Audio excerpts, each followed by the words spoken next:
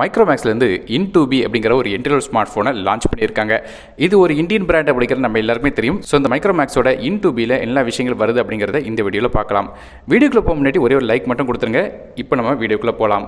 மைக்ரோமேக்ஸோட இந்த இன்2பியை பொறுத்தவரையும் பேக் சைடில் பிளாஸ்டிக் பில்டு வருது. ஃப்ரண்ட் சைடில் வந்து ஒரு 6.52 இன்ச்சுக்கான HD+ ரெசல்யூஷன் உள்ள ஒரு LCD டிஸ்பிளே கொடுக்குறாங்க. இந்த டிஸ்பிளே ஒரு வாட்டர் ஆஃப் நாச் டிஸ்பிளேயாக வருது. 400 நிட்ஸ் வரையும் இதோட பிரைட்னஸ் போது 20:1 ஆஸ்பெக்ட் ரேஷியோவில் கொடுக்குறாங்க. ஸோ டிஸ்பிளே வந்து HD+ ரெசல்யூஷன்ங்கிறதுனால ரொம்ப ஒன்றும் பயங்கர கிளாரிட்டியாக இருக்க போகிறதில்ல.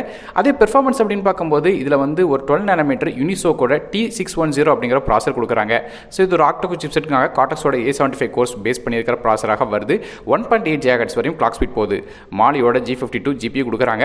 ஆனால் மைக்ரோமேக்ஸ் வந்து மற்ற மேனுஃபேக்சர் இந்த ப்ரைஸ் செக்மெண்ட்டில் பார்க்கும்போது 45% அதோட ஃபாஸ்ட்டாக இருக்கும் அப்படிங்கிற மாதிரி சொல்கிறாங்க. ஆனால் யூனிசோக் அப்படிங்கிற ப்ராசர் வந்து அந்தளவுக்கு பெரிய ப்ராசராக எனக்கு தெரியல. பேசிக்காக பார்க்கும்போது ஒரு என்ட்ரோல் மீடியாடெக் ப்ராசர் கொடுத்துருந்தா கூட கொஞ்சம் பெட்டராக இருந்திருக்கலாம். ஆனால் இந்த யூனிசோக் ப்ராசர் எந்த அளவுக்கு பெர்ஃபார்ம் பண்ணுது அப்படிங்கிற சந்தேகம் தான். காரணம் இது 1.8 GHz தான் இருக்குது. அதுவும் GPU ரொம்ப பவர்ஃபுல்லும் இல்லை.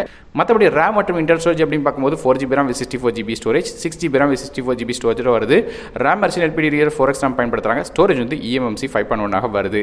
மைக்ரோ SD கார்டுக்கான சப்போர்ட் இருக்குது. 512GB வரையும் எக்ஸ்டெண்டல் பண்ணலாம். டெடிகேட்டட் சிம் கார்டாக கொடுக்குறாங்க. அதாவது 2 சிம் கார்டும் ஒரு மைக்ரோ SD கார்டும் ஃபோனில் அட் அ டைமில் பயன்படுத்த முடியும். இந்த ஃபோன் Android 11 OSல ரன் ஆகுது. அடுத்தபடியாக கேமராஸ் பற்றி பார்க்கலாம். பேக் சைடில் இந்த ஃபோனில் 2 கேமரா இருக்குது. 13 மெகாபிக்சலுக்கான ரியர் ஃபேசிங் கேமரா கொடுக்குறாங்க. f1.8 ஆப்பர்ச்சரில். இது சாம்சங்கோட சென்சராக வருது. LED ஃப்ளாஷ் சப்போர்ட்டோட. 2 கேமரா 2 மெகாபிக்சல் டெப்த் சென்சர் கொடுக்குறாங்க. அதே செல்ஃபி அப்படின்னு பார்க்கும்போது ஃப்ரண்ட் சைடில் 5 மெகாபிக்சலுக்கான ஃப்ரண்ட் ஃபேசிங் கேமரா f2.2 ஆப்பர்ச்சரில் வருது. ஃபிங்கர் பிரிண்ட் ஸ்கேனர் ஃபோனோட பேக் சைடில் கொடுக்குறாங்க. இது போக ஃபேஸ் அன்லாக்கும் இருக்குது. மேலும் 3.5 ஆடியோ ஜாக், FM ரேடியோ மாதிரி சப்போர்ட் கொடுக்குறாங்க. இது போக இதில் dual 4G VoLTE, dual pant wifi, Bluetooth 5.0 மாதிரி சப்போர்ட் இருக்குது. சார்ஜ் பண்ணுறதுக்கு நமக்கு வந்து 5000 mAh பேட்டரி கொடுக்குறாங்க. பெரிய பேட்டரி தான். ஆனால் நார்மலாக 10 வாட் சார்ஜ் தான் கொடுக்குறாங்க. நான் ரொம்ப நேரம் சார்ஜ் பண்ணுறதுக்கு எடுத்துக்கிடும். சார்ஜ் பண்ணுறதுக்கு USB Type-C போர்ட் கொடுக்குறாங்க.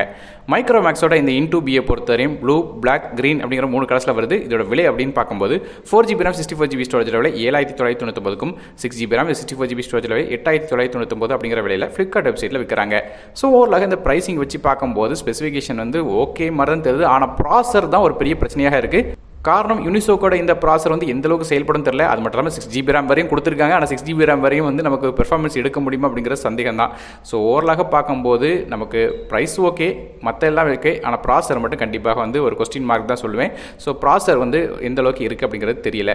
ஸோ நீங்கள் இதை பற்றி என்ன நினைக்கிங்க அப்படிங்கிற கமெண்ட் செக்ஷனில் மென்ஷன் பண்ணுங்கள். இந்த வீடியோ உங்களுக்கு பயணிச்சா மறக்காமல் ஒரே ஒரு லைக் மட்டும் கொடுத்துருங்க. நான் அருண், டெக் இன் தமிழுக்காக மற்ற வீடியோ நன்றி, வணக்கம்.